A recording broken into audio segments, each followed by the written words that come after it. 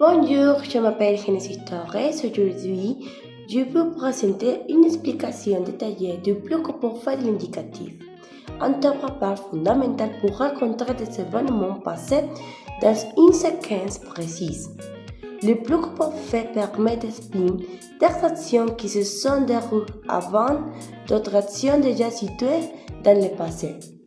C'est un outil essentiel en narration, mais aussi dans l'expression du regret et du souvenir. 1. Pour indiquer une action antérieure dans le passé. Le bloc parfait sert avant tout à situer une action dans le passé par rapport à une autre action passée.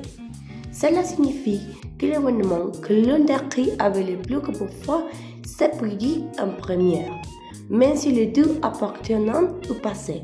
Exemple, quand j'étais arrivé à la fête, tout le monde avait déjà commencé à danser. Cela montre que l'action de commencer à danser est antérieure à mon arrivée, même si tout cela est déjà passé. Il avait fermé la porte avant que nous soyons sortis.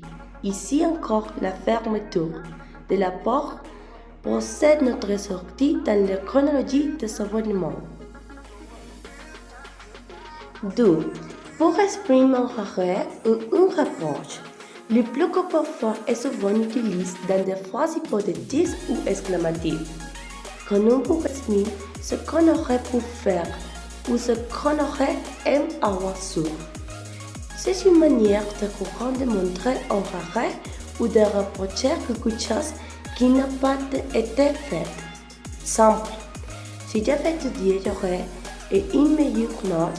Cette phrase exprime le regret de ne pas avoir étudié et les conséquences que cela a eu. Tu aurais pu venir si tu avais fini ton travail plus tôt.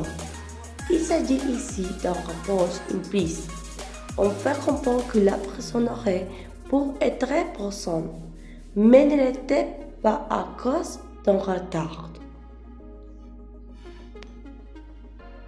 3. Pour raconter ou rappeler une situation passée dans un récit.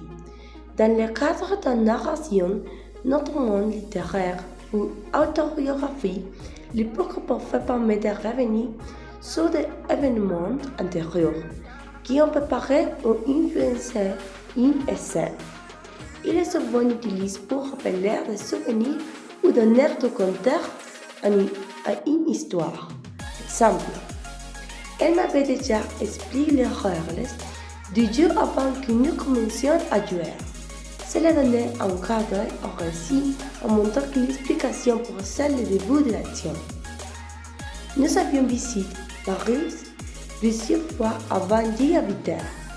Cette phrase insère un souvenir antérieur au moment de l'installation. Conclusion.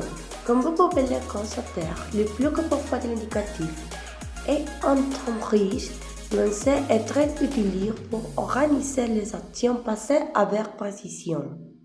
Il nous permet non seulement de construire une chronologie cohérente, mais aussi d'ajouter de la profondeur émotionnelle à nos récits, notamment à travers le regret ou les souvenirs. Merci beaucoup.